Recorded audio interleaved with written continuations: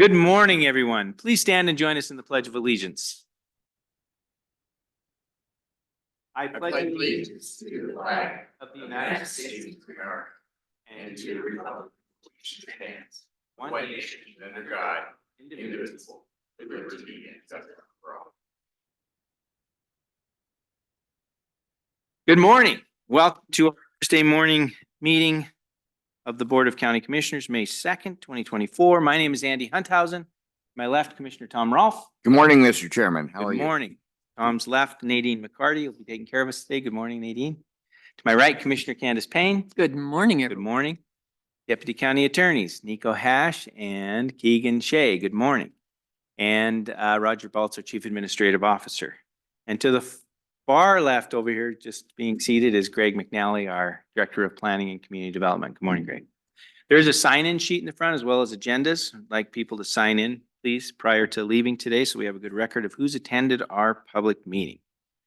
And we will begin today with a special proclamation.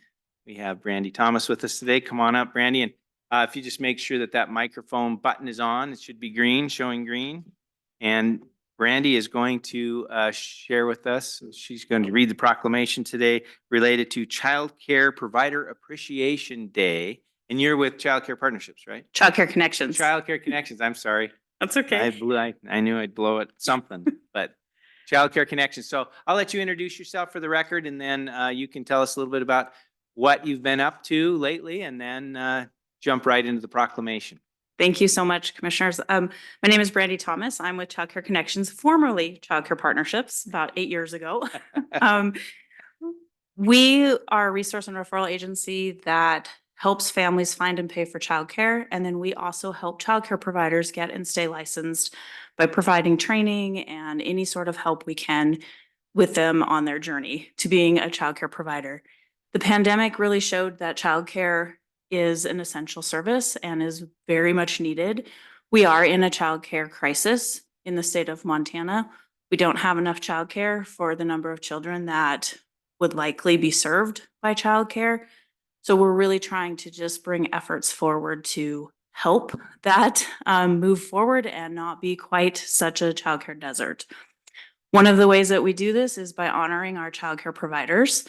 May 10th is Childcare Appreciation Day across the nation, and we also honor them. We provide gifts for every childcare provider in our 6-county region, which we hand deliver to over 200 providers.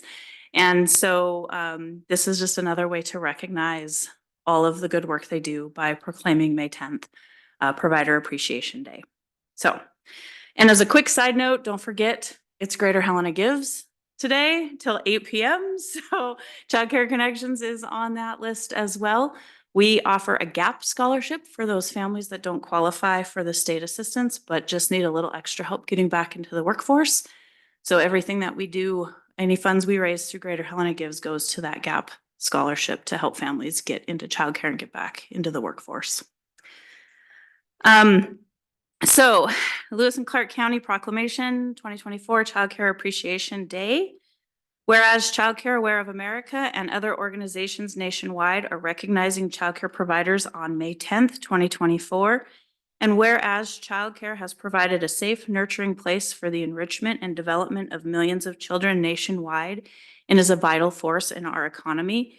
And whereas the pandemic illuminated how indispensable childcare providers are for the well-being and economic security of our young children, families, communities. And whereas childcare programs, which are mostly small businesses and are run on staffed predominantly by women, continue to recover from the health and financial hardships stemming from the pandemic to meet the needs of families. And whereas Lewis and Clark County recognizes that childcare has been and continues to be a lifeline for families, communities, and the economy. And whereas the future depends on the quality of early childhood experiences provided to young children today, support for high-quality childcare represents a worthy commitment to our children's future. And now, therefore, it be proclaimed that the Lewis and Clark County Board of Commissioners do hereby proclaim May 10th, 2024 as Provider Appreciation Day in Lewis and Clark County and urge all citizens to recognize childcare providers for their important work and their value to our communities. Dated this second day of May, 2024. Thank you again. Thank you very much. And stay right there for a minute. There may be a question or two. I don't know if there is. And then we'll come up and take a picture. Commissioners, any questions for Randy? Child Care Connection. Just Yes, sir. one comment. I remember two providers that were very instrumental in helping raise our children. Cynthia Strobel and Janae Lay.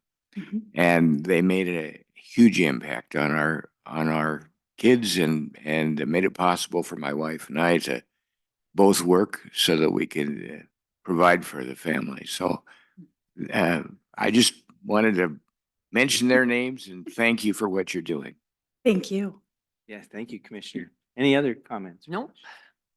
I had a similar experience. And if it were not for child care providers when we were raising our squirts, so it would have been challenging. And they went above and beyond, you know, if we had to be there early or late or scrambling, they were always there for us. So there's some great people out there, and recognizing them today is important. So before we move on, any public comment around this issue? Any public comment? Okay. Randy, why don't you come on up? We'll come around and we'll get a picture together.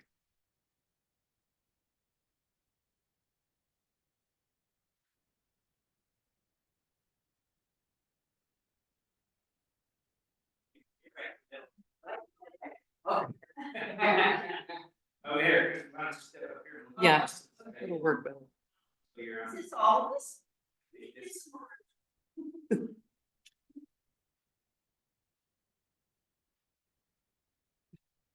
To say you're not gonna like that one. Hold on. Let me just look. The one you literally had your thumb out. Okay.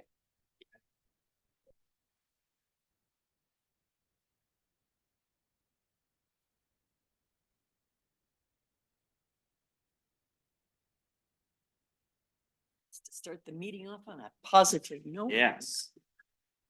Great way to start our meeting. And Brandy has to run because she's got to open the office, right? Only one there today. Thank you very much. And as Brandy mentioned, it is Helena Gives Day, right? Helena Community, what's the exact title? Greater Helena Gives Day. So reminder I gave, and encouraging everyone to consider it. So, all right. Lots of nonprofits out there that can use our support. We will move on. Our next agenda item are consent action items, which I will turn to Mr. Baltz to help us through. Thank you, Mr. Chair and Commissioners. These are your consent action items today. The first item is item 3A, public meeting minutes for December 12, 2023, March 21, 26, April 2nd, 2024. Staff recommends approval of that item. The next item for you is item 3B. It's Montana Department of Transportation Traffic Evaluation Request, and staff recommends approval of that item as well. Thank you, Commissioners. Thank you, Mr. Baltz. Any questions, Commissioners, for Mr. Baltz related to our consent action item? Any public comment related to our consent action items? Any public comment? Okay, hearing none, is there a motion, please? Mr. Chairman, I move that we accept or approve the consent action items 3A and 3B as presented by Mr. Baltz. Second. Moved and seconded to approve consent action items 3A and B as presented. Further discussion, Commissioners? All in favor of the motion signify by saying aye. Aye. Aye. Thank you very much. All right, next item on the agenda is a bid award, 2024 paint striping. Good morning. Morning, Chair. Morning, Commissioners. For the record, my name is Jess Whitford. I'm the Project County Coordinator for Lewis and Clark County. So at this time, I'd like to read our award for the 2024 paint striping project. On April 23rd, 2024, one bid was opened for the 2024 paint striping project. The project consists of waterborne paint striping for yellow centerline and white shoulder markings on approximately 59 miles of roadway in Lewis and Clark County. Staff estimated the total project cost at $141,818. The project is budgeted using mill levy funds as well as funds from the Colorado Gulch and 10 Mile Creek Rural Improvement District's budgets. Staff recommends awarding the contract to the only bidder, Highmark Traffic Services Incorporated of Billings, Montana, for the unit price of $33.49 per applied gallon of paint for a total contract amount of $117,415.94, and authorize the chair to sign all applicable documents. I'd be happy to answer any questions at this time. Thank you, Mr. Whitford. Question, please. I Commissioner have a Payne. question. Okay, I have reviewed these documents carefully, as I always do. All right. Mr. Whitford, what the heck are we doing painting stripes in Jefferson County? Will you Well, explain? we have a short section of road there. Partly it's being a good neighbor, but that would be, you'd be referring to Highway 282. Highway 282 starts at East Helena, where the smelter used to be, American Chemet. It extends to the interstate, and that road has 4 ownerships. So when I paint that, we coordinate with the other entities, also being Jefferson County. We have approximately 3/4 of a mile of that road is Jefferson County. So to keep the paint striping uniform, it's just as easy for us to coordinate it, do it at one time. And then we are reimbursed from Jefferson County for that work. Okay, great. I knew you'd have a good explanation. All right. Thank you, Jesse. It is an interesting road with East Helena, Lewis and Clark County, and Jefferson County all having a Yes, sir. portion of that road. It's interesting. Okay, thank you. Other questions, commissioners? None. All right, how about public comment on this item? Any public comment on this item?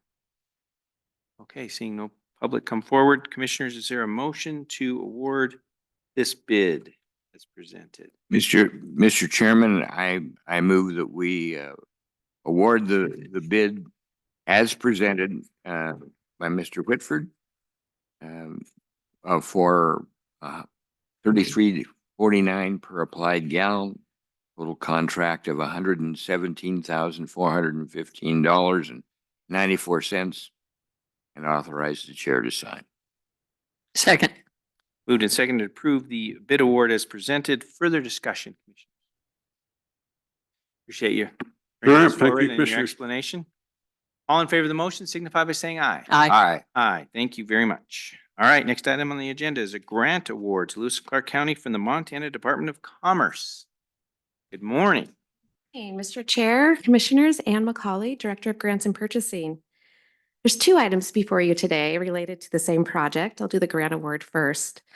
Before you is a grant award from the Montana Department of Commerce for a CDBG Community Development Block Grant Economic Development Award. This is in the amount of $525,000 and is for Florence, Crittenton Home and Services to do upgrades to the north wing of their Cooney facility that this commission was also integral in purchasing a few years ago. With this award, we will work with Florence Crittenton on administering and implementing this grant. It does have a match requirement, and Florence Crittenton was matching $3,050,000 provided through already secured grants. The CDBG grant period is October 23 of 2023 through June 30th of 26. That's the period of performance, and then we have 90 days after that to actually close out the grant award. A requirement of the CDBG Economic Development Program is the creation and/or retention of jobs, and with 51% or more of those being for low to moderate income individuals. Through this project, Florence Crittenton will create 11 jobs and retain 4 positions, with over 8 of those being for low and moderate income individuals. Staff recommendation is to approve, and then I'll do the subrecipient item and ask Carrie Krebs to come up. Thank you very much. Questions, commissioners, related to this grant? I have a question. Please. In reviewing the documents that you provided on the Exhibit B budget, there is $3 million for property acquisition. I was under the impression, who owns the property that this is happening on? Doesn't Florence Crittenton already own it? They do. So Florence Crittenton Home and Services acquired that property in 22. 22. And in a unique matching situation, this is unique for CDBG. They allowed us to go back 5 years, I believe, and be able to match funds. So that $3 million is largely that property acquisition. Okay, okay. Yeah. That makes sense. That's a very good catch, and that's not usual. Typically, match has to be within the period of performance for grants. This was kind of a unique one, so we were able to match the acquisition of that property. Okay. Thank you, Ann. Thank you. Thank you, Commissioner. Further questions, comments at this time?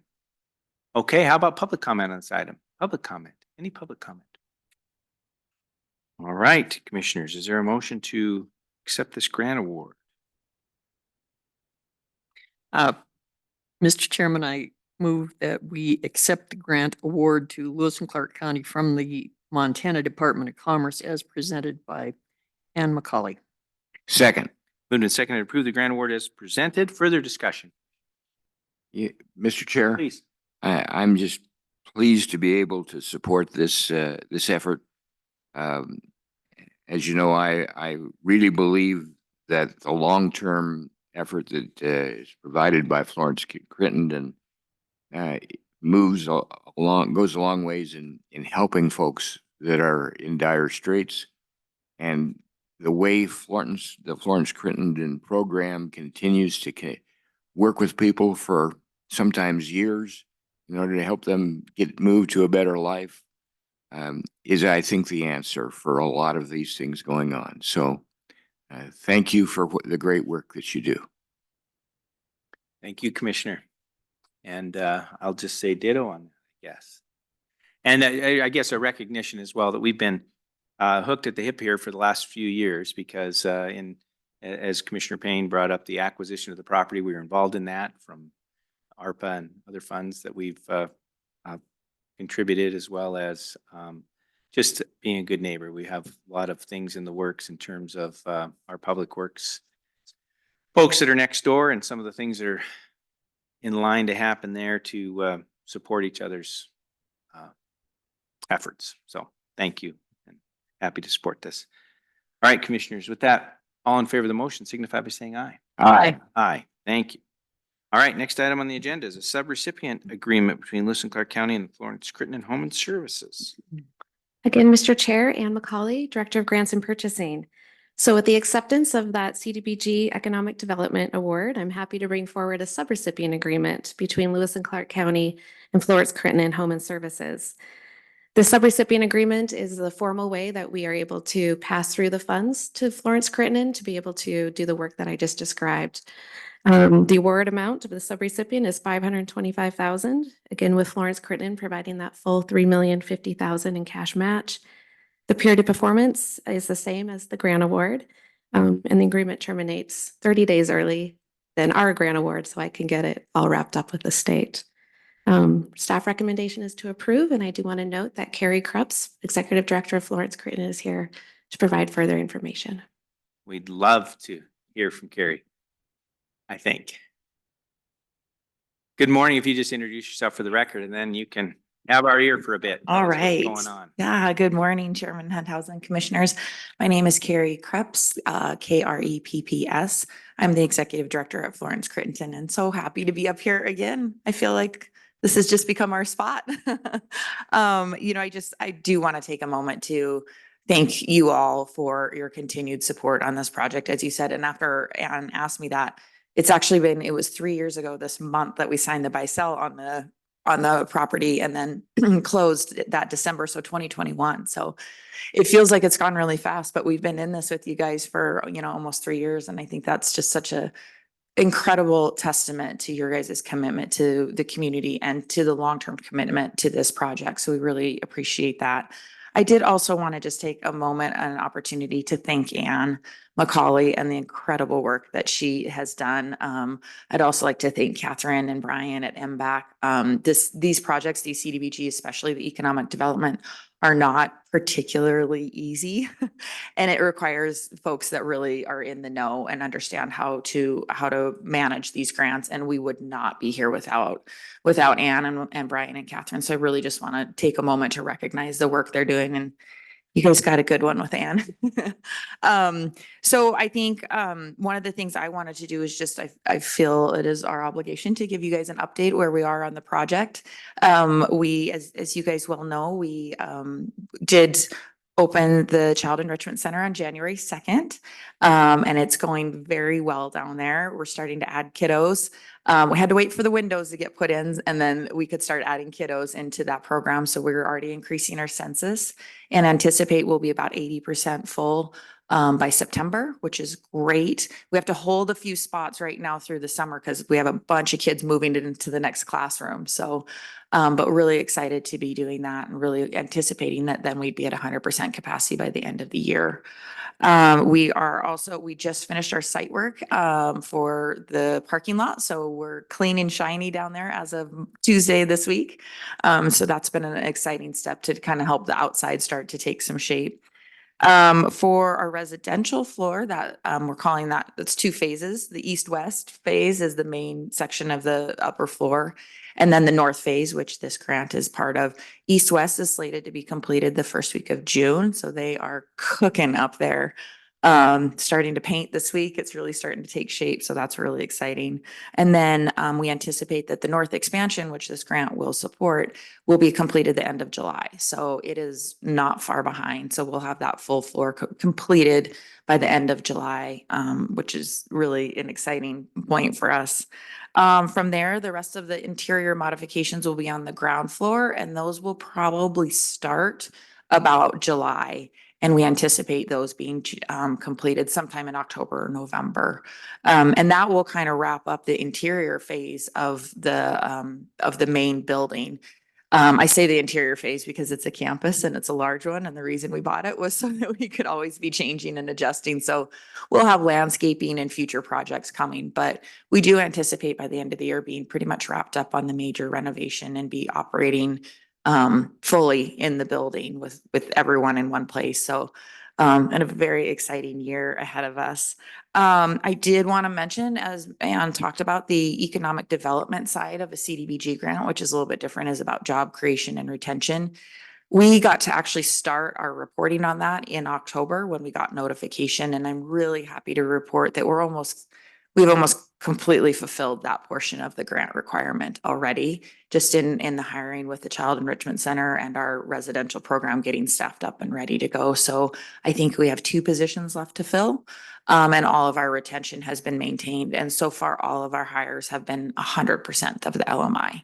So I feel like we've exceeded our goals on that economic development and job creation component. We now have 60 employees, which is mind blowing to me. But really, and I think is a really good testament to the direction that we're going and serving families. So again, I want to thank you and I am more than happy to answer detailed questions on the project. But just want to thank you guys. The long-term commitment, 3 years is a long time to stick with a project like this and your guys' continued support in so many ways with direct funds from the county in sponsorship of these grants. Letters of recommendation, everything you've provided has really, you've been one of the biggest components to this project happening. We're really grateful. So happy to answer questions. Thank you. Very Yeah. appreciate it. Questions, commissioners? Go ahead. I Commissioner Payne. hesitate to bring this up, but Okay. being the little detail oriented Mm-hmm. on Exhibit A, Mm-hmm. and it's about halfway down, the total amount of federal funds obligated to the subrecipient by the pass-through entity, including the current obligation. And somebody has misplaced a comma or a 5, and it says $3,050,000. It does not say $3,050,000. I'd have to look at the document. Sorry, I don't have it in front of Ma'am? me. It's right here. Commissioner Payne, I think I caught that and I think it's corrected in the one that Commissioner Hunthausen will be signing. I just didn't print off new copies that were not the official, but please, thank you for Okay. your attention to detail and Oh, we'll be sure to get that corrected in the finalized one. It is $3,050,000. this one isn't right. Okay. What does that say? Yeah, it's $50. It's not $50,000. Prior to signing that, Commissioner, I'll Yeah. get you an updated Oh. Exhibit A on that. So just for the record, let's make sure we have the correct amount one more time. $3,050,000. Great. Page Okay. 19, I think. Yep, I got it right here. I just wanted to make sure we had it on the record that that's our intent. And so when and if we make a decision here, it's $3,050,000. Yes. Okay. Thank you, Commissioner. Catching that. All right, questions for Carrie? Nope. So I had a question. Sure. So great to hear about the renovations. I was going to ask about that, but you cleared that up. Mhm. Sounds like by the end of the year, all of that will be done and you'll be running it pretty much full steam. So the Yes. residential piece, Mhm. when that is, or if that is fully, what will be your full capacity and how does that compare to your old facility? Because Yes. it's significantly different, I think. Yeah, it is different. And our goal wasn't in our residential capacity particularly wasn't to grow in massive numbers. We trying to kind of avoid that institutional type concept. However, it did open up 2 more beds in our youth maternity home. So we'll go from 4 to 6. Okay. In our recovery home, we'll maintain at the 8 beds that we have right now, except for the nice part is that north wing that we're adding is adding 2 more beds. And it's really one of the coolest parts of that part of the project. It's adding what we're calling flex beds.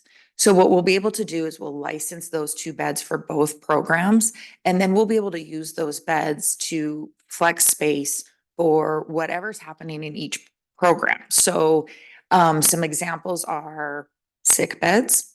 We all learned that very quickly, that isolation beds and sick beds cannot be in the room right next to somebody. They truly have to be, remove some space from the group living. So they can be used for that.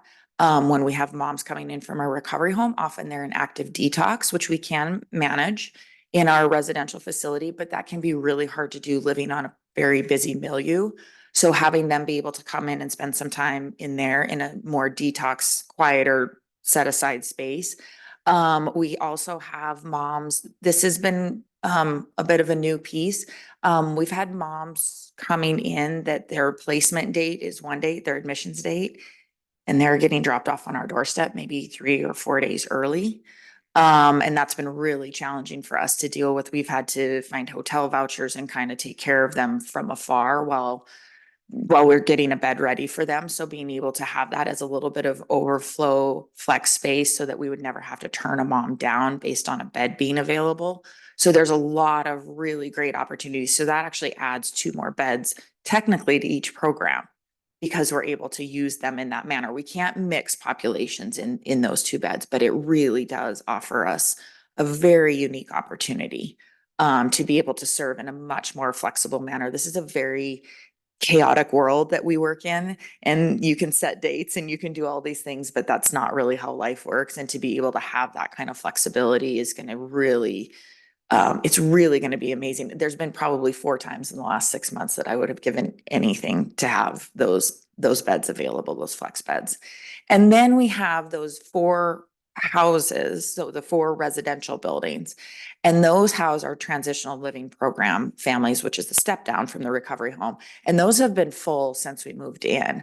We're going to be working on turning 2 of those into a split so we can go up to 6 beds because the need is really high for those as well. So that'll be additional 2 more on top of, and we didn't have those 4 beds before we moved in there. So yeah, so we're looking at about another 8 residential beds when it's all said and done. So That's great. So it really adds to your flexibility and your ability to adapt to absolutely changing moving environments. targets and all that. And then Yes. the 4 residential homes, you didn't have that before. No, we didn't have that at all. And I can tell you that that's been one of the neatest projects that I've worked on since I've been there, and so needed. That step down program is so needed. We've had a couple of clients that have chose not to use that and have come back very quickly and said, just kidding. I need some, Yeah. So we're really seeing that we almost need a bed for bed match in the recovery home to that step down program. So Good. yeah. Thank you. Other questions, commissioners? Just a brief comment, if I might. I just want to reiterate what I really believe is the beauty of your program is that long-term approach to helping people through, basically coming off the street to the recovery of mental illness problems, addiction problems, helping them reunite families, helping them to get back in to a position where they can start looking for a job and then getting a job Yep, and moving into independent living. yep. That long-term approach, in my mind, is the answer to so many of our society problems today. So Yeah. thank you. Thank you so much. And thank you guys for that recognition. It does take time to help people recover and get back on that. It's not a quick fix. It took a long time to get there and it's not a quick fix. And I really appreciate, that you guys are understanding what an important component that is the long-term care. Yeah. We're at 80% reunification rate right now with our families across all of our residential programs, which is really great. All of our transitional living program families are fully employed. Everyone's going to school. It's really nice to see that progress. Just to follow, you're saying 80% of the people coming in they're moving to They're what we would consider more normal lifestyle. Yeah, they're being reunified with their children, and that's an 80% sustained reunification. So sustained reunification means that they are still reunified when they leave our program in 6 months, at least 6 months post. Wonderful. So yeah, we're really, we're proud of that. We're proud of our clients because we provide the opportunity. They do the work. So yeah. Thank you. Yes, thank you all so much. Other questions? No. Thank you very much. Thank you. Appreciate it. Yeah. Okay, commissioners, we'll ask for public comment at this time. Is there any public comment on this item? This is a subrecipient agreement between Lewis and Clark County and Florence, Crittenton Home and Services. Any public comment? Okay, hearing none, is there a motion, please? Mr. Chair, I would move to approve the subrecipient agreement between Lewis and Clark County and Florence, Crittenton Home and Services as explained by Ms. McCauley and Ms. Krebs. Thank you. Second. Moved and seconded to approve the agreement as presented. Further discussion? I would just like to say thanks and glad that we're partners as well. Glad to see this going. Appreciate your update on the expanded capacity and when we'll be, kind of there across the finish line. So it looks like this is a big year. And then I want to thank you for your recognition of Anne. And she is a star, a superstar. I really appreciate your work, Anne. Much of this stuff is so complicated and detailed that it wouldn't get done without your support and understanding how it works. So we really appreciate that. And of course, you mentioned MBAC, and they're always pulling some levers to get us to jump and take risks in our community and do the right thing. So thanks to them as well. And all the others that have reviewed this stuff. I know our attorneys are always assisting and making sure we're on the right track. So thank you very much. All right, with that, commissioners, all in favor of the motion signify by saying aye. Aye. Aye. Thank you. Okay. Best wishes to you. We will move on. Item number 7 on our agenda is a grant application to the Montana Board of Crime Control. Good morning. Thank you for waiting. If you'd introduce yourself for the record. Sir. And Good morning, Mr. Chairman, Commissioners. I don't believe you've had the pleasure. My name is Matt Colgin. I'm a detective with the Lewis and Clark County Sheriff's Office. And good morning. I am here today to ask you to consider our annual grant application for federal funding from the Montana State of Board Crime Control for the Stop Violence Against Women Act. We are requesting approximately $78,855 from the Montana Board of Crime Control for that federal funding, with a county match of $26,285. We have been receiving this grant for approximately 14 years, counting this year, thanks to the backing of the commission and the sheriff. And the grant period will start October 1st, 2024 and run through September 30th of 2025. It's kind of their grant period, kind of like every year, but. Thank you very much. Questions, commissioners? And if I might, Please. could you kind of describe some of the programs that are involved in this, that you work with? Yes, absolutely. So we are very much tied to a lot of different agencies in town that might support victims or survivors of these types of crimes. These crimes fall into the category of primarily domestic abuse, and those victims, although the VAWA acronym says violence against women, it also extends to children and any other victim that might be a victim of domestic abuse. When you read through that grant, I think was signed sometime in the 90s. And it's enhanced throughout the course of the years. But we work very closely with the Friendship Center. They're a program that we use. They offer services and different avenues for victims to recover and to move forward. We work directly with the Child Advocacy Center of Aware. They do a great job at advocacy for victims, specifically children victims, and getting them the services they might need. And they do a great job at doing forensic interviews of children for us. We also work very closely with the County Attorney's Office, St. Peter's Health and their SANE program for sexual assault examination kits, and the East Helena Police Department, and any other agencies that might ask for our assistance. Sometimes these crimes can spread across jurisdictions, and so we definitely help other agencies as well, other law enforcement and other medical or service providers in the state as well. Sorry, did that answer your question, sir? You bet. Okay, appreciate it. Thank you. Commissioner, any questions? I was going to ask a question that Commissioner Rolfe just asked, and I actually know a young woman who she needs to participate in this, but she won't do it. Yeah. And you can't force people to participate in stopping the beatings and being locked out of her house in the middle of the winter, those Yeah. kind of things. I mean, Absolutely. Sometimes these cases develop and take time, and it takes a specific outlet. We see that quite a bit, and just keeping the information out there, educating the public, and doing our best to have people that are friends of those victims to kind of just motivate them is very helpful in the long-term aspect of moving forward with a criminal investigation, and even at the very least, just getting them services.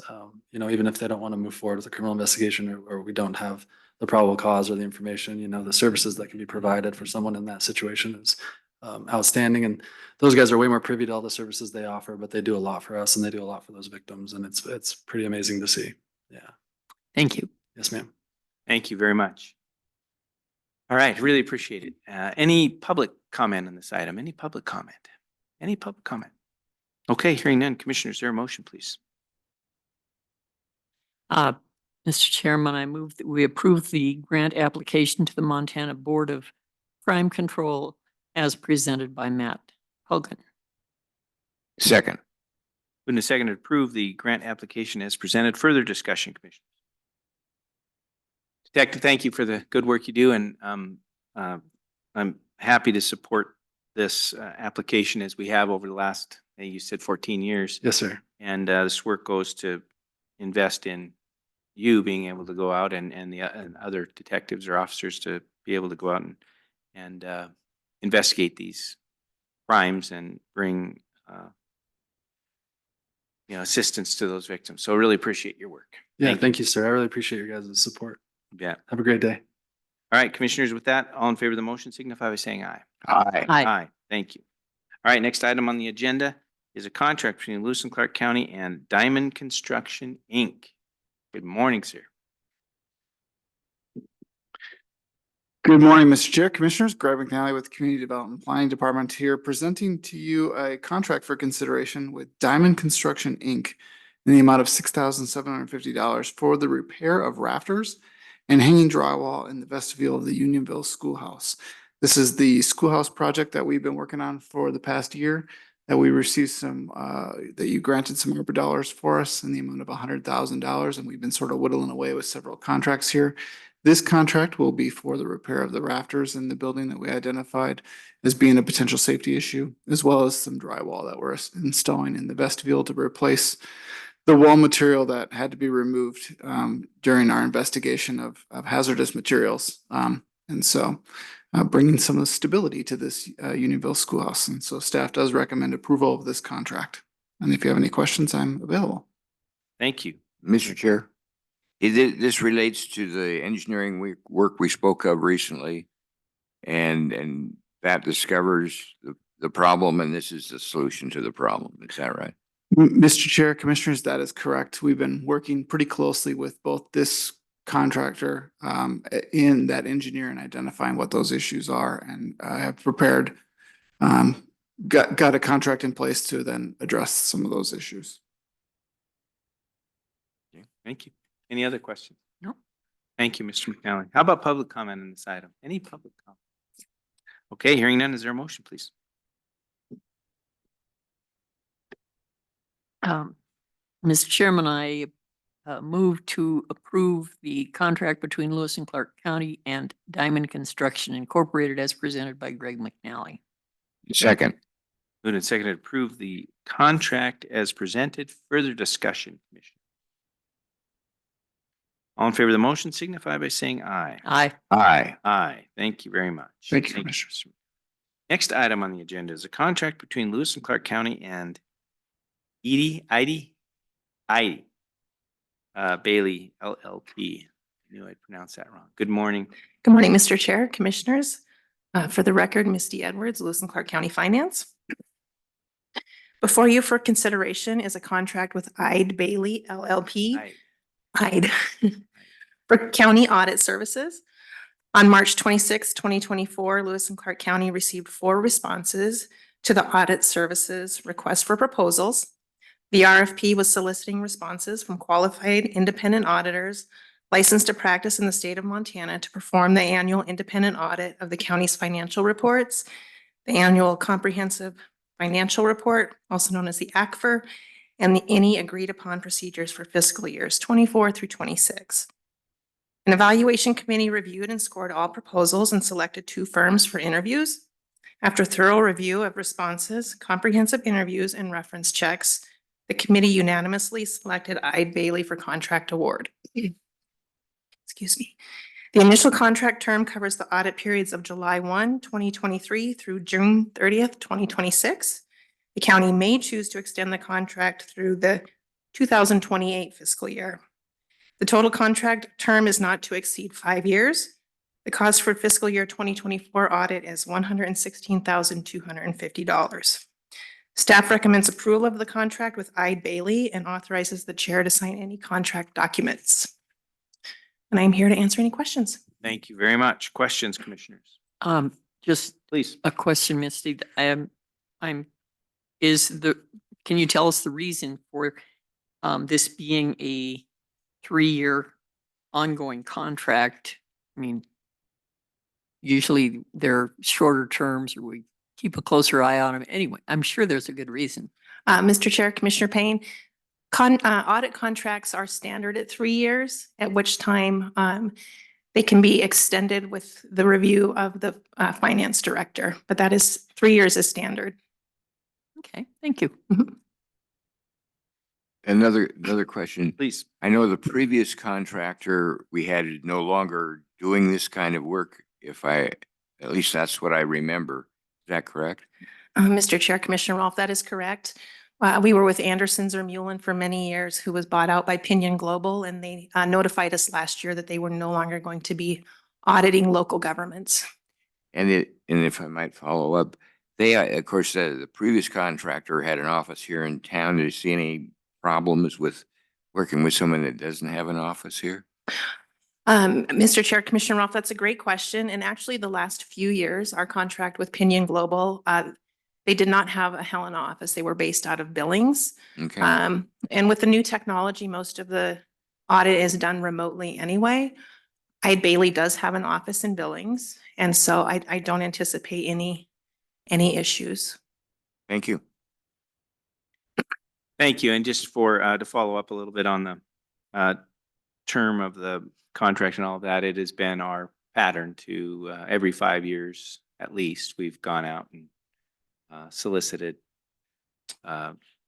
opportunity, right? Mr. Chair, that is correct. We do an RFP every 5 years for a new auditor. So the state standard is 3 years. Right. Yeah. And but this contract, for example, at 3 years, if we weren't for whatever reason happy or satisfied, whatever, we could then decide to.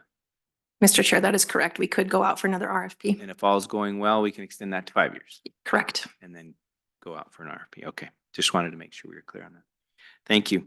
Other questions? Commissioner? Yes, on on, it's the last two pages, there's an amendment 1 to the standard audit contract.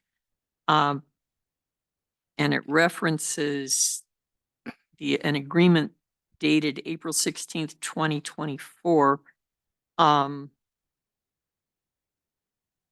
So how it was, explain the amendment that was adopted 2 weeks ago and why it's, I mean, how is this all hooked together? Mr. Chair, Commissioner Payne, I don't have the amendment in front of me. The notice of award was April 16th, and so I believe that the Okay. vendor probably put that date in there. That amendment is just to clarify some legal liability issues. Has been approved by our legal department and the state of Montana as well. This local governments have to have their audit contracts also approved by the Department of Administration. So this amendment had to go before them, before we could even bring it forward. I'm assuming the date of April 16th is just because that was a notice of award, but I can certainly have that Yep. changed to today. I don't know that whether, if you need to do that or not, in looking at the rest of the document, it was signed by the certified public accountant on April 16th, 2024. So that's a valid date. That's all. Thank you. Thank you. Anything else, commissioners? No. Okay, how about public comment on this item? Public comment on this item. All right, seeing no public come forward, is there a motion, please, commissioners? Mr. Chair, I would move to approve the contract between Lewis and Clark County and Bailey LLP for the annual fiscal audit of the county. Second. Moved and seconded to approve the contract as presented. Further discussion, commissioners? Thanks for going through this process. Really appreciate it, Commissioner. Thanks for the questions and good find there. It's always a question whether we're going to find the right connection and fit. So I'm glad we did. And it is a transition because we've had, a pretty consistent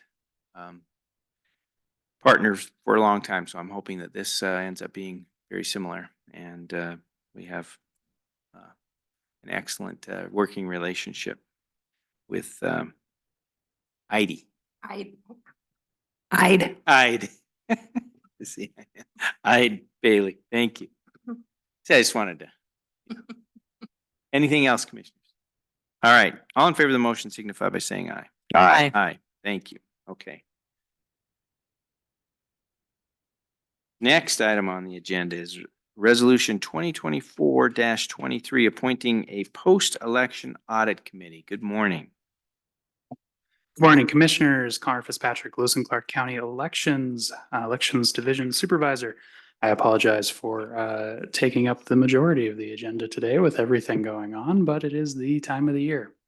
So I bring to you for this portion a resolution appointing the Post-Election Audit Committee. A post-election audit is an item that is required by state law after every federal election. And the folks that help you with the post-election audit are people that cannot help you with the election prior to that point. So to that end, because the whole point of a post-election audit is to take a random sample of races and precincts as decided by the Secretary of State's office with, and I do not joke here, a literal roll of the dice. These folks are all from accounting and finance because one, they're super busy during the election anyway with their own stuff, but then two, they are fantastic at balancing things. So that's what we want to do at the end of the day. We want to sit there and make sure that we can, or in the event that we cannot balance against the tabulator count, we know why and how much we are off. That's not to say that we've been off in the past. Every post-election audit, as far as I'm aware, especially across the state of Montana, has been successful. So this is one of the items that we use to check the tabulators, make sure the count is correct. It's open to the public if anybody at home is watching and interested. It usually occurs within the week or two after the election, right before the canvass. So if you're interested in attending, give my office a call. We'll let you know about the primary and then the general for this year. Otherwise, we are looking to have Frank Cornwell, Marnie Bentley, Misty Edwards, Carrie DeRozier, Emily McGlenn, Kenny Gross, Christina Loftus, Sarah Woods, Lamy Rada, Ashley Hadfield, and Roger Nordahl to serve on the Post-Election Audit Committee. We are pulling from a lot of folks from the same departments, so obviously we're not going to leave them hanging with nobody at the end of the day. But we're going to pull as many people as we can from those departments, accounting, finance, and I forgot we had HR on here as well, so they can help us out and make sure we are all good to go. So any questions? Happy to answer them. Thank you. Thank you. Questions, commissioners? None. And as you read the names there, I think you left out Aaron Harris, but that's. Oh, yep, I did She's forget Aaron on- Harris. she's I on the document. apologize. We're okay. Anything else, commissioners? Oh, let's just, Yes, sir.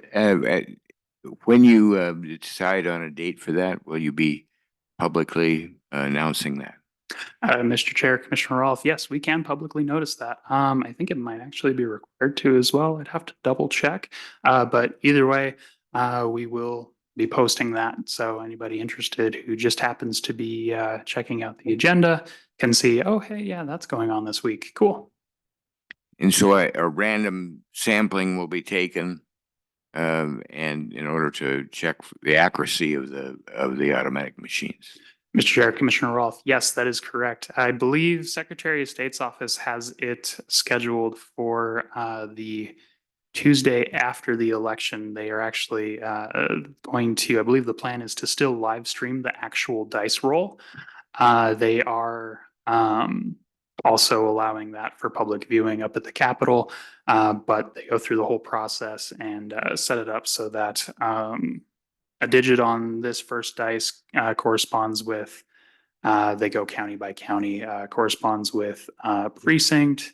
And then the second dice, a digit there corresponds with a certain level of races. And then the third dice, if I remember correctly, corresponds with a second set of races. Just as they're going through, it's a literal dice roll on camera. Dice that they're like 10, 12-sided dice, if I remember right. So lots of random potential to come out of it for counties that are large, like Lewis and Clark County. Other counties such as Webo, with only one precinct, they kind of already know what they're going to be auditing precinct-wise ahead of time, but not necessarily race-wise ahead of time. So it's kind of a fascinating system. And yeah, just inducing it's almost a true random sample selection into the process. Thank you. Thank you for the question, Commissioner. Any other questions? Dice? Really? Dice? Aren't dice like the devil's tools? Can we do this? Aren't we a Christian society anymore? Oh, sorry. I didn't get enough sleep last night. I withdraw my comments. Well, on we go. Any public comment on this item? Any public comment? Any public comment? All right. Hearing none, is there a motion, resolution 2024-23? Mr. Chair, I move to approve resolution 2024-23, appointing a post-election audit committee as explained by Mr. Fitzpatrick. Second. Moved and seconded to approve the resolution as presented. Further discussion. Thank you, Mr. Fitzpatrick. For me, this just represents another level of reassurance and inspection of our elections to make sure that another, I guess, safeguard to make sure that things are moving along as intended. And I appreciate the process. So thank you. All right. With that, all in favor of the motion signify by saying aye. Aye. Aye. Thank you. Next item on the agenda is resolution 2024-24, appointing election judges for 2024 to 2026. Mr. Fitzpatrick. Mr. Chair, Commissioners, Connor Fitzpatrick, Lewis and Clark County Elections Division Supervisor. I'm going to be up here a while. I apologize, but not on this resolution. This one's pretty straightforward. Elections judges are an item that we use for all of our elections in one capacity or another. We use a little bit fewer for mail ballot elections, but then we use a whole bunch of them for the polling place elections, i.e. the primary and the general for federal elections coming up this year. So you'll see the first attachment is a list of elections judges that I received from the Lewis and Clark County Republican Central Committee. The Lewis and Clark County Democratic Central Committee did not give me a list, but I know we had members attend training. So those members are included in attachment 2, which is a list of all the people who attended elections judge training up until the point that I posted this resolution on Monday morning. Feels like forever ago at this point. Those are members of the public. Generally speaking, they are not connected with one political party or another insofar as I'm aware through a specific elections judge list. I know there are a few folks there that are members of one central committee or another, but they are considered nonpartisan for the purpose of this judge list. And then going all the way to the back, attachment 3 is the list of members of the public who were scheduled to attend yesterday's May 1st, 2024 elections judge training. They are also members of the public at large. Wanted to wanted to make sure that we've got everybody on there. And yes, we do. We also had a few extra people that unfortunately can't be added to this resolution in particular, but by a statute, because they took the training, they are certified by the elections administrator. But while scheduling, this was a very fun and interesting conversation with the county attorney's office, because elections judge statute is, well, it's not the best written. It seems straightforward, but then there are some curves and twists in there that make things exciting. So while going through, the end goal for scheduling folks at the polls is going to be to build a balanced group of people for each precinct. Using a list of people from the Republican Central Committee for Lewis and Clark County as our kind of first stop. We're going to pull Republicans to schedule there. The next stop is going to be pulling people for the balance for those folks from the second list, people who are independents, Democrats, maybe even Republican leaning independents, depending on how many folks we have, which we have quite a few, thankfully. We're going to balance those folks. And then this will also occur here on election night for people helping us here. So at the end of the day, the hope is that people will go, cool, we've got all parties represented in this process and specifically represented in this process, so that people don't go, now, wait a minute, why are there a whole bunch of such and such a party doing such and such a thing at any given time? It's going to be balanced all the way through. That is the dream. Hopefully at the end of it all, people will then go, cool, that was done fairly, correctly, legally, safely, the whole 9. And I won't get a whole bunch of grief out of it just because it's my job. Fingers crossed. Thank you. Questions, commissioners about resolution 2024-24? Any questions? Go ahead, please. I'm confused on this. So we've got a list of people who self-identify in a certain manner. Now, we don't know if they were born that way or that's just now the way they've turned out. And we don't know if there are a balancing group of, say, people from the Libertarian Party.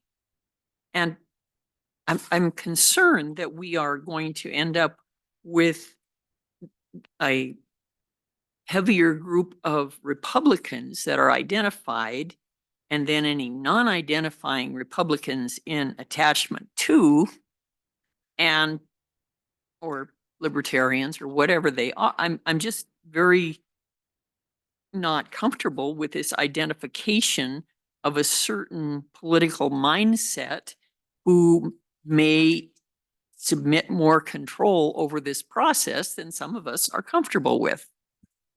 Mr. Chair, Commissioner Payne, yes, I realize as you're going through this, I forgot to mention something. So everybody who attended elections judge training, as part of their sign-in sheet, told me their party identification. The only time I care about their party identification is for elections judge training. So when I know by their sign-in sheet whether they themselves identify as a Democrat, Republican, Libertarian, Green.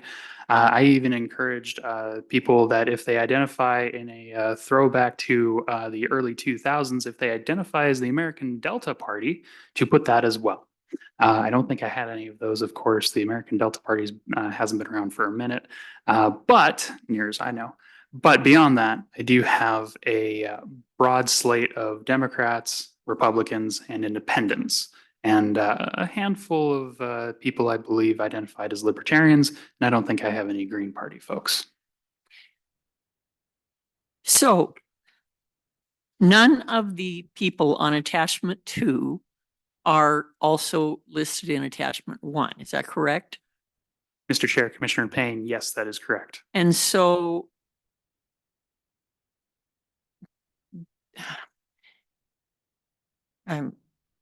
well, you have this figured out. I have a lot of respect for you, Connor, and I'll just continue my confusion quietly. It's kind of like the dice thing. Commissioner, thank you. I think, whoops, maybe to help clear it up a little bit, no matter how people identify through the process, what your goal is to try and get a group of people that will be balanced in essence, the best you can with what you know, and then make sure that they are following the rules of election judge, how you perform as an election judge and all of that, right? I mean, that's the intent, no matter how they identify here. And Mr. Chair, yes, that is correct. Everyone on this list is bound by the duties and requirements and oath of a elections judge when they are serving for us. So part of that oath is to conduct their duties in a legally correct and nonpartisan manner. But to build onto that further, the goal is to have politically balanced as much as I can, whether that's balancing Democrat against Republican, independents against Republican, independent against Democrat. That's how that's the end goal, is to have balanced political participation in as much as we possibly can. sure. Anything you guys want to add on this? Mr. Hash? Mr. Chair and Commissioners, I would just add that the process that Connor's speaking about spelled out in statute. Yeah. So that statute presents itself and says the Central Committee parties may submit those lists, and that's how we start building our list from. So it's kind of the option.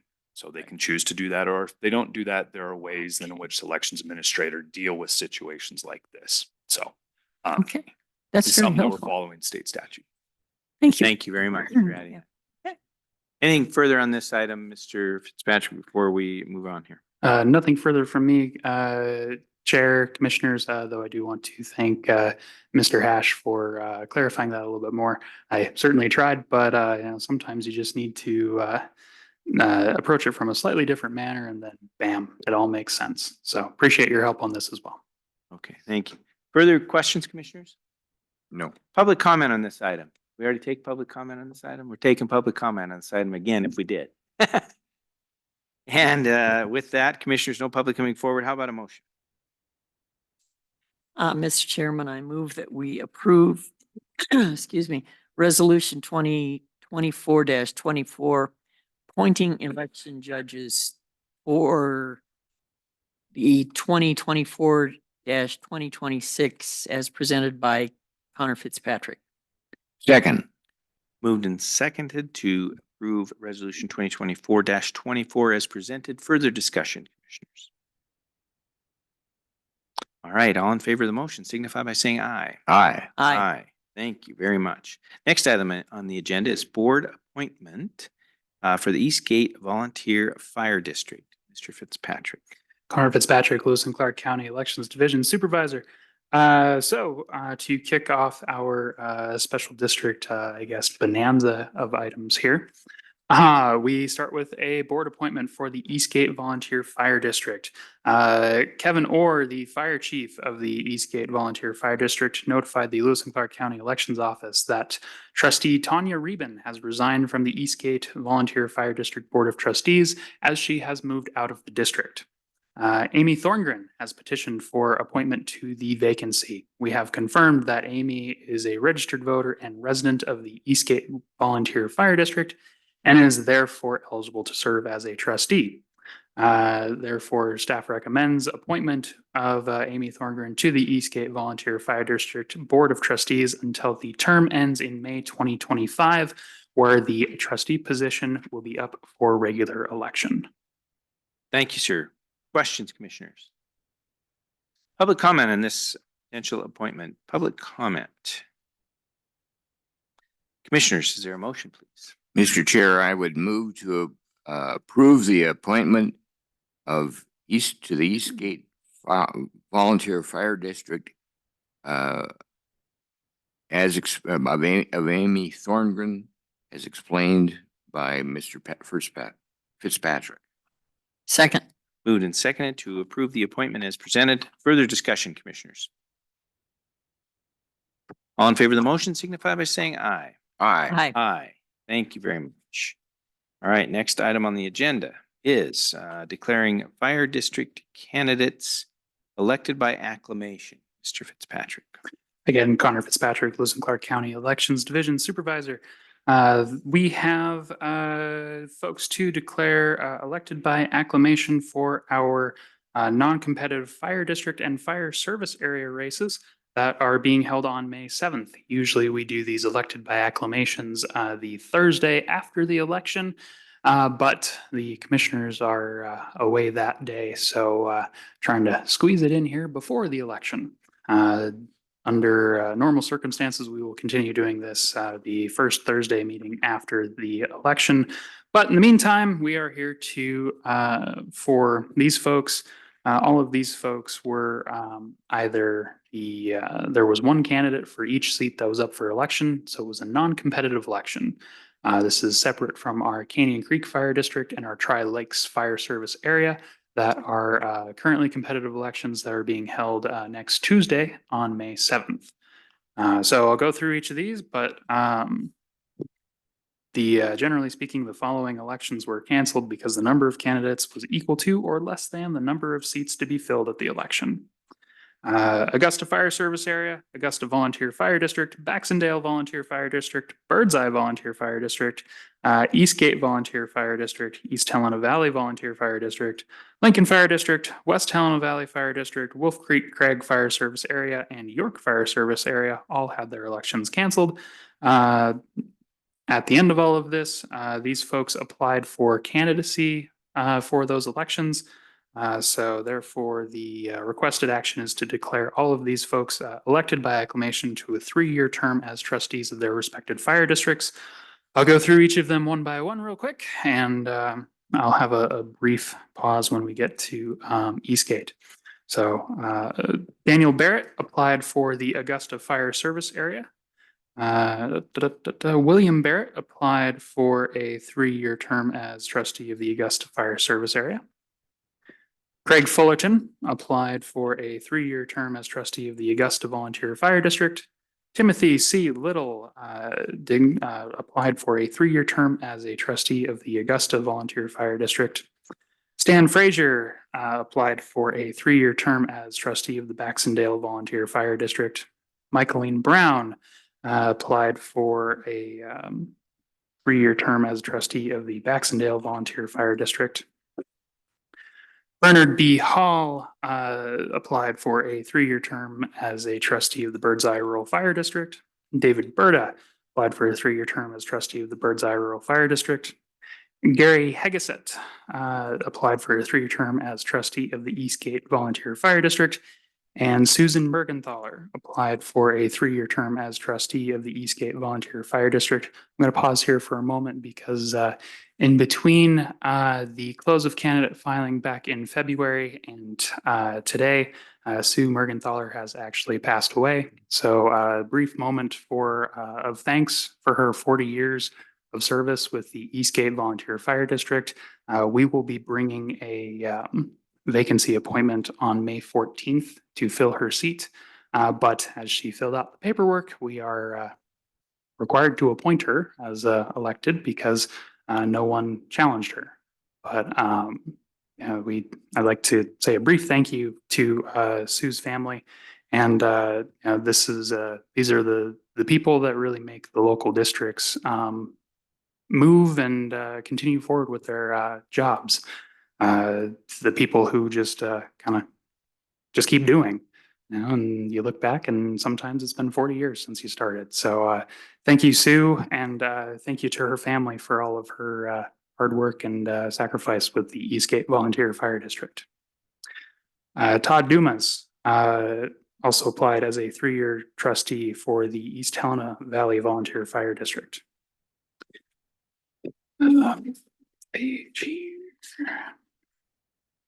William R. Wegner applied for a 3-year term as a trustee of the East Helena Valley Fire Department.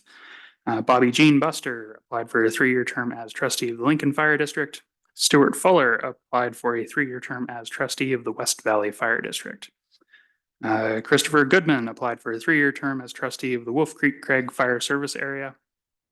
Bonnie Jo Young applied for a 3-year term as trustee of the Wolf Creek Craig Fire Service Area. Jason J. Creeth applied for a 3-year term as trustee of the York Fire Service Area, and Shauna Smith applied for a 3-year term as trustee of the York Fire Service Area. Staff recommends that these folks are declared elected by acclamation as their respective races were non-competitive. Thank you. Thank you, Mr. Fitzpatrick. Questions, commissioners? Comments related to this item? How about public comment on this item? Public comment? Any public comment? Okay. All right, so commissioners, we will need a motion declaring these candidates for fire districts and fire service area trustee positions elected by acclamation as presented by Mr. Fitzpatrick. Mr. Chair, I would move to declare the fire district candidates read into the record by Mr. Fitzpatrick to be elected by acclamation. Second. Moved and seconded to approve the motion as presented. That's the way I'm going to say it. Commissioners, further discussion. Mr. Fitzpatrick, thank you for putting this together. It's a lot, and we have to be detailed and follow the law. And I think your comments about Sue Mergenthal are good. She and her husband served for years and years and years on the Eastgate Fire. They kind of were the core of Eastgate Fire out there. So appreciate their service and condolences to the family. Any other comments, commissioners? All in favor of the motion signify by saying aye. Aye. Aye. Thank you. All right. Next item on the agenda is declaring Lincoln Hospital District candidates elected by acclamation. Connor Fitzpatrick, Lewis and Clark County elections. This one's a bit shorter. We had 2 candidates apply for, I believe it was 2 seats with the Lincoln Hospital District. Carolyn Hoer and Melody McDonough. I'm horrible with names. I apologize. But as there were 2 candidates for 2 seats, the election was canceled, and staff looks to have these 2 folks declared elected by acclamation to 3-year terms as trustees of the Lincoln Hospital District. Thank you, sir. Any comments or questions, commissioners? How about public comment on this item? Any public comment? Okay, hearing none. Commissioners, how about a motion? Mr. Chairman, I move that we approve the declaration, the Lincoln Hospital District candidates to be elected by acclamation as presented by Mr. Fitzpatrick. Second. Moved and seconded to approve the declaration. Candidates elected by acclamation as presented. Further discussion, commissioners?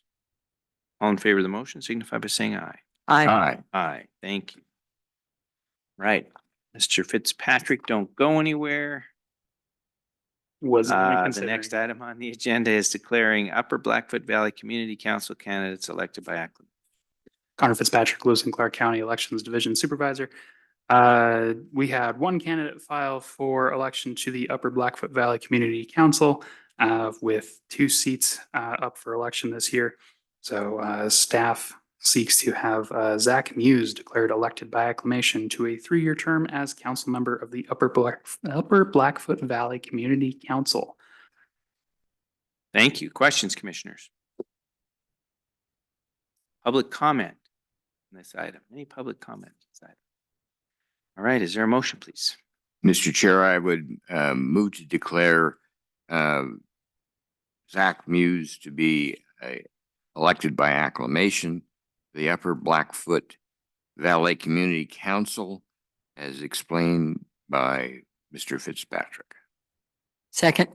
Moved and seconded to approve the declaration of elected by acclamation as presented. Further discussion, commissioners?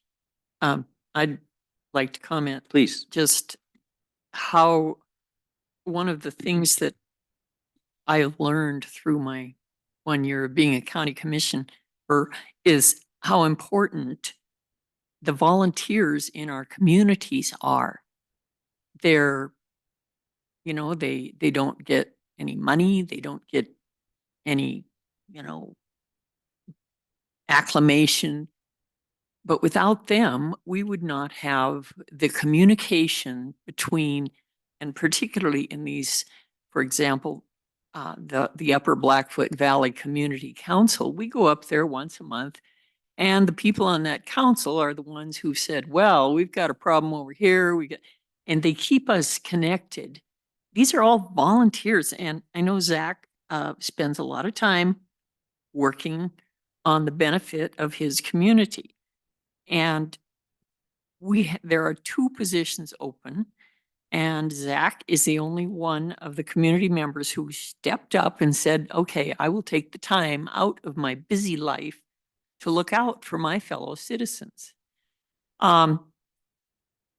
There are a lot of other people living up there in the Upper Blackfoot Valley, and they need to step up, volunteer, do their part to make this a community effort.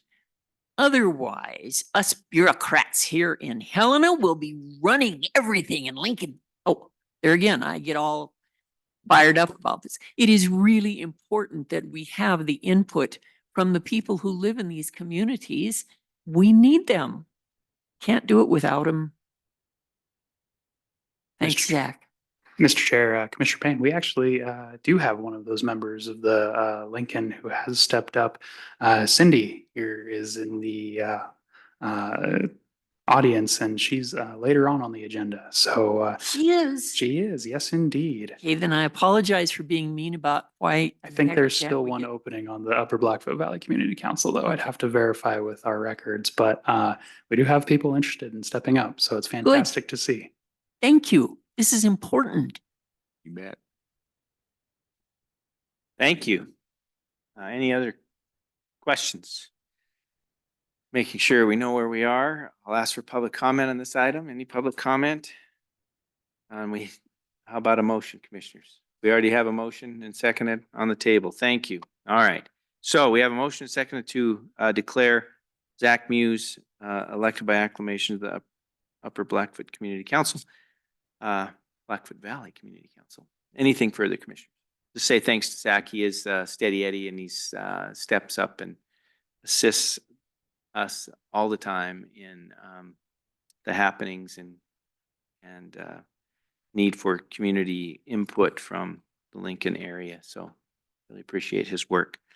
With that, commissioners, all in favor of the motion signify by saying aye. Aye. Aye. Aye. Thank you. Thanks for helping keep me on track.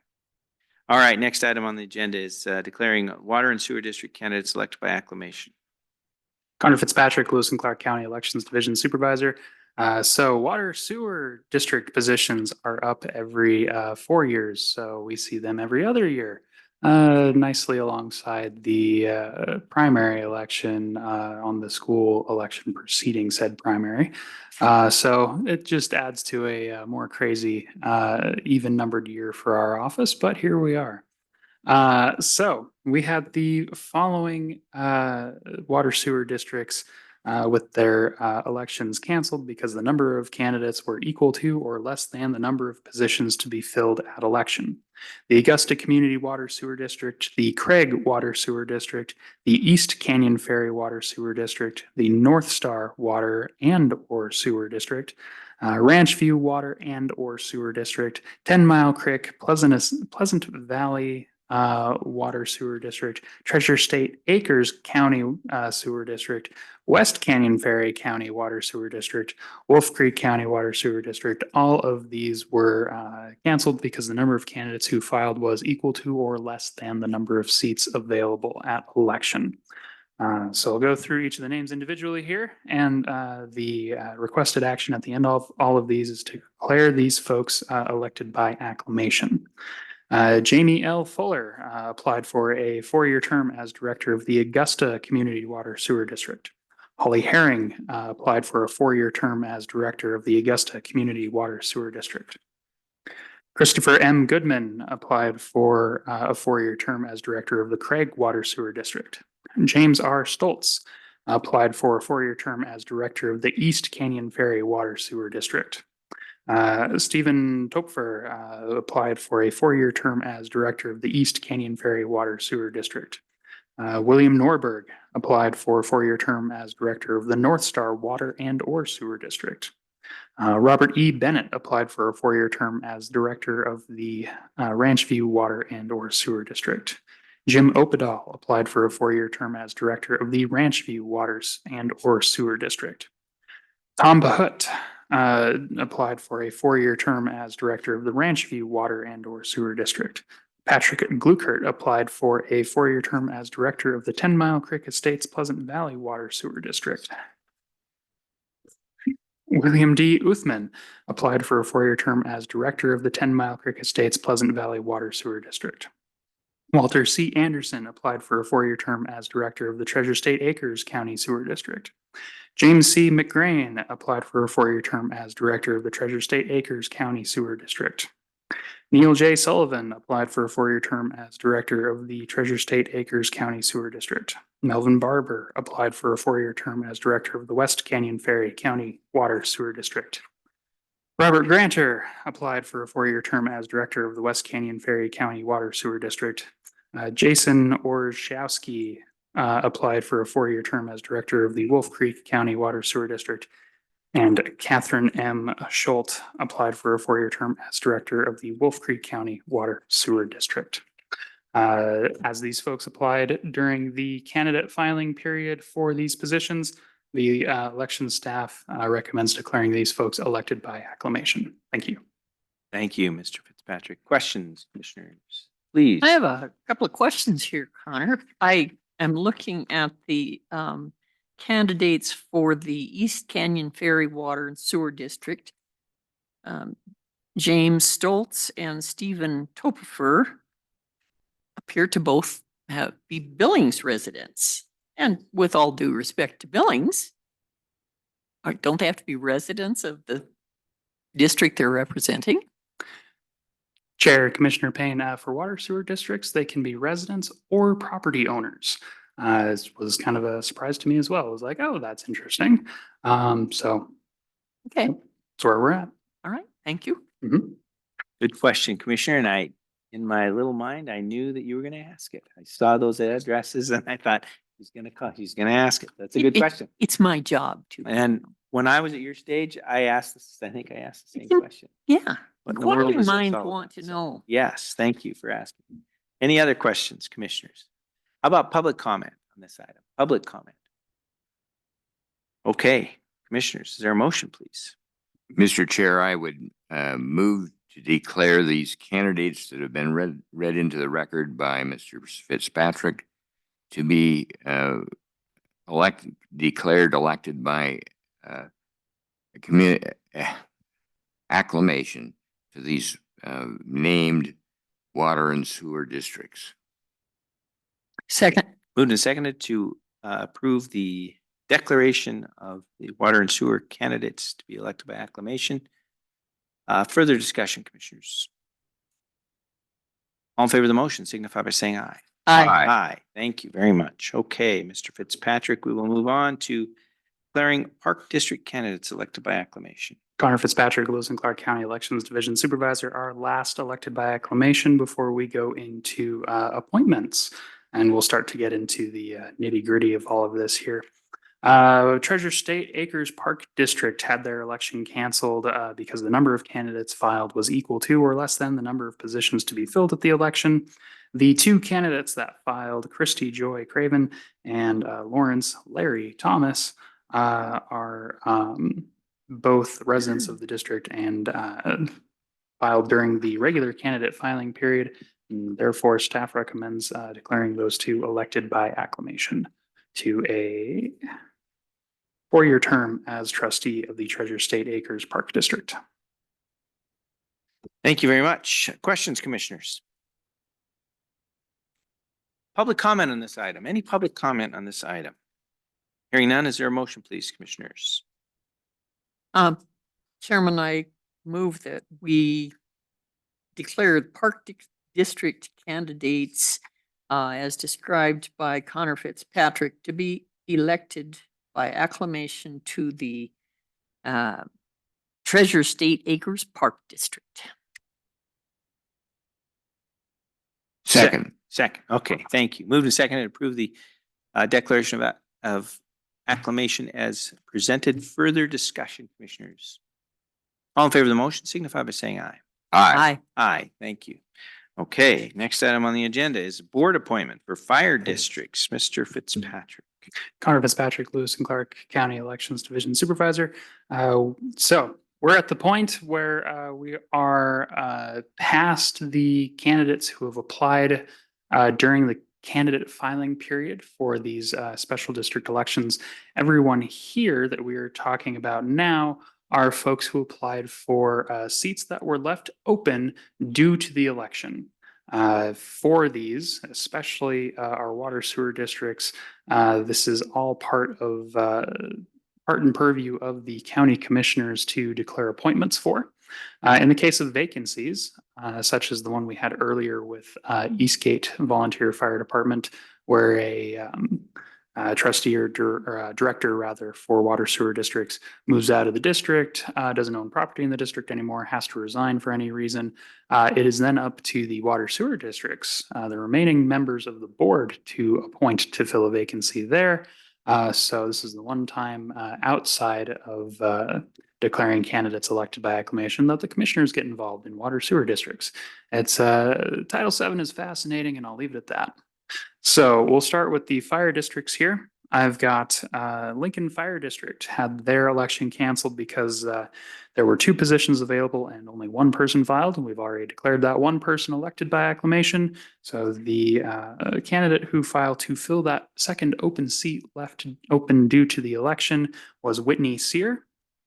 We recommend appointing her to a 3-year term on the Lincoln Fire District Board. And then Marysville is the other fire district that we have to appoint people to open seats to. There were 2 seats for Marysville. They were both left open after the election. Marysville has a interesting way of doing it where they, the directors in this case who hold those seats, wait and see if any other candidates are interested in applying rather than applying themselves out the gate and potentially triggering an election that they then have to pay the county for. So no one applied for either of those 2 seats. If you're interested in applying in the Birdseye area, maybe talk with the trustees and see if any of them are interested in retiring for any folks watching from home. But other than that, Mark Bridges and Don Clark both requested appointments to those open positions on the Marysville Volunteer Fire District Board of Trustees. We have verified that they are both registered voters of the district, as we have for all of these. They have met the qualifications to serve as a trustee on the Board of Trustees for fire districts.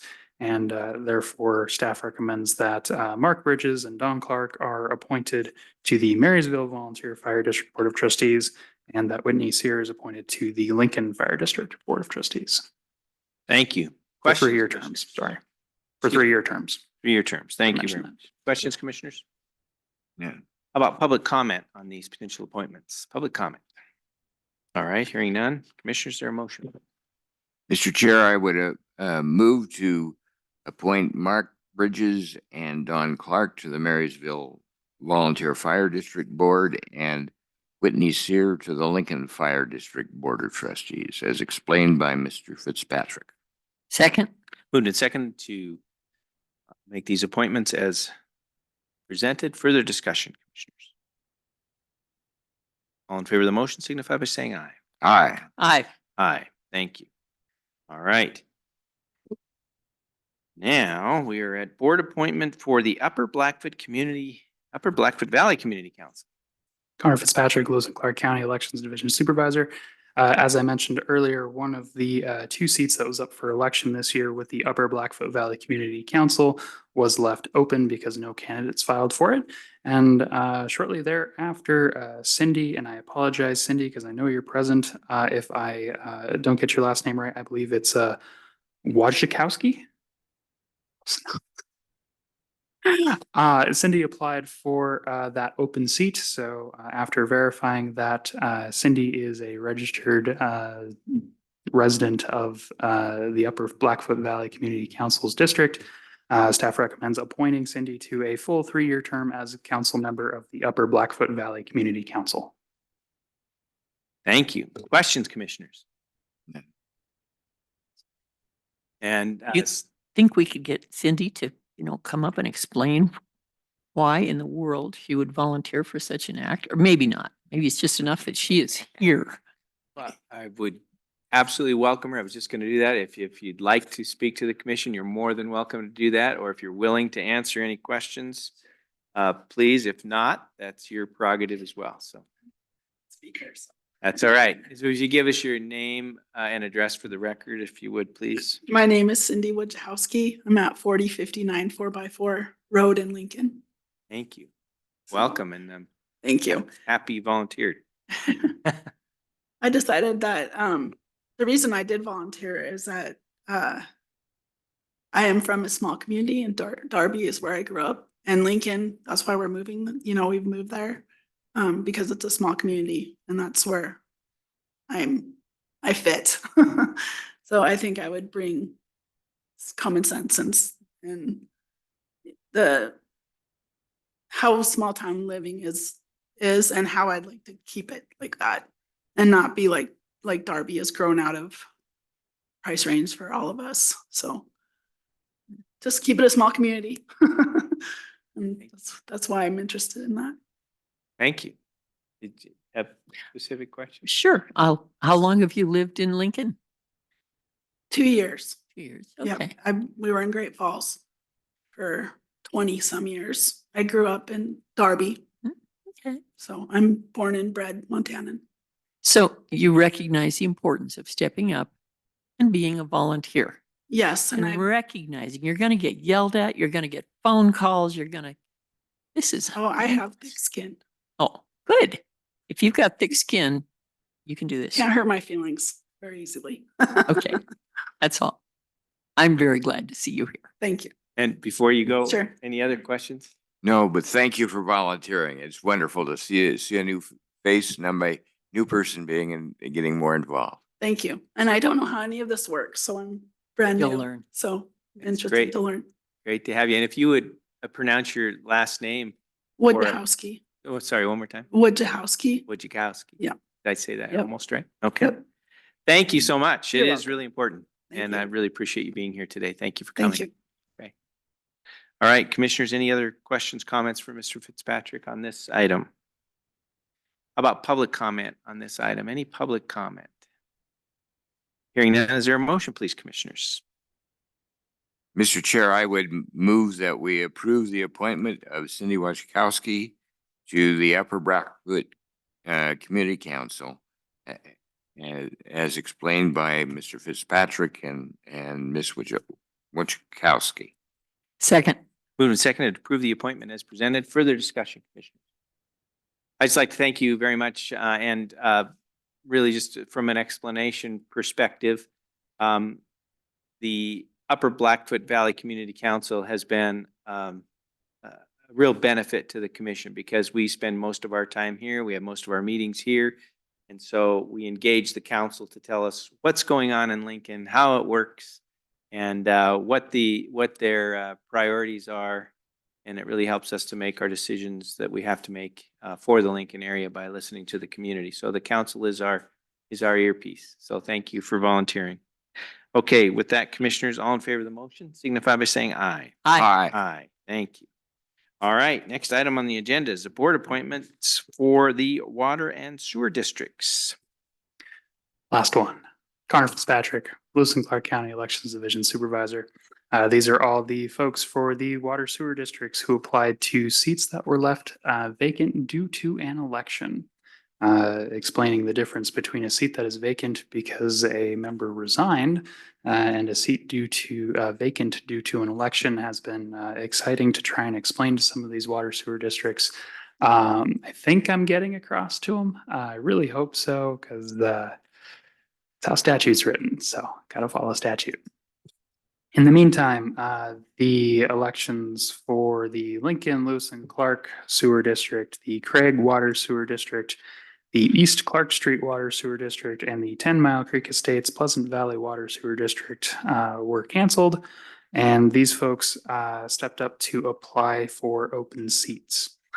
So for the Lincoln, Lewis and Clark Sewer District, Eric M. Gould, Sandra L. Conroy, and Susan H. Gehring all stepped up and applied for a 4-year term to the Lincoln Lewis Clark Sewer District Board of Directors.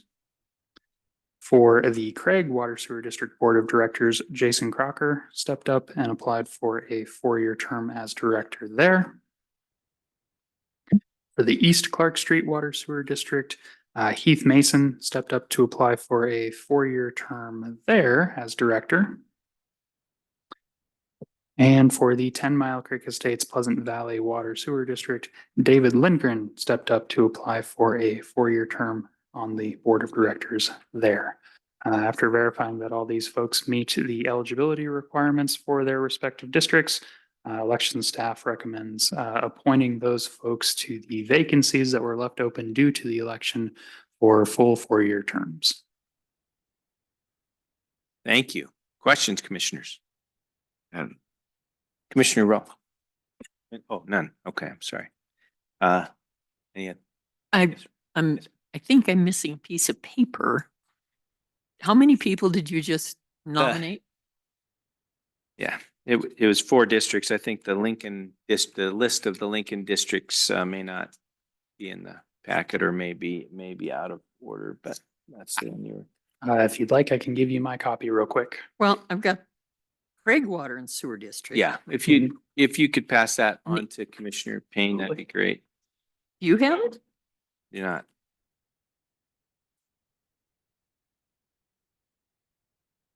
Yeah. Yeah. Got it? Okay. Yeah, thank you. Great. Appreciate it. Not a problem. Any public comment on this item? Any public comment?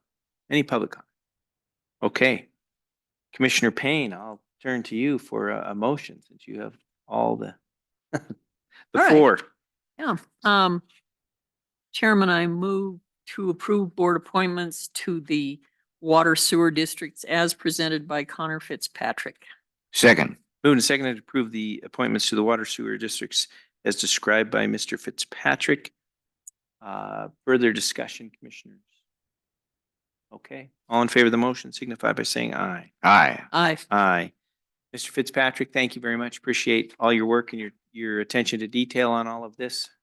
It is very important and helps us all understand how this works when elections are canceled and or dates are passed and appointments are made and all of that. So thank you very much for helping us through this.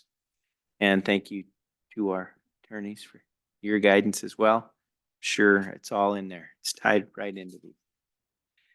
Commissioners, anything further for Mr. Fitzpatrick or anyone else related to our last items? Okay, we'll move on then. We are at that time in our meeting where we will take public comment on any item and is under the jurisdiction of the commission, but not on today's agenda. Is there any public comment? Any public comment? Mr. Fitzpatrick. Connor Fitzpatrick, Lewis and Clark County Elections Division Supervisor. Thought I'd take a moment, give a quick update to those for the school election for people at home. So Lewis and Clark County, brief recap, is running the school election for the Helena School District and the East Helena School District, while we also have 2 competitive special district races for the Tri-Lakes Fire Service area and the Canyon Creek Fire District, Rural Fire District rather. And Tuesday is election day. So those were all done by mail ballot election. We've had a steady stream of people coming through, dropping off their ballots with us. And Tuesday, 8 p.m., that is the deadline to get those back to us. Like dropping it off at this point is probably the easiest. The elections office is located at 316 North Park Avenue, room 168. And yeah, please drop off your vote. There's a lot going on this year for the school. And then we will be mailing out the primary absentee ballots on May 10th. Thank you, Mr. Fitzpatrick. Any questions, commissioners? Any further public comment? Mr. Fitzpatrick, just a note, since you brought up elections, we may have you back sometime between now and the primary election, just for another update on how things are going and where you are in the process for public interest. Mr. Chair, Commissioners, happy to just send up the quote unquote bat signal and I'll drop on by. Thank you very much. Appreciate it. All right, with that and hearing no further public comment, commissioners, appreciate the attendance to these items on our agenda today, and we will stand adjourned.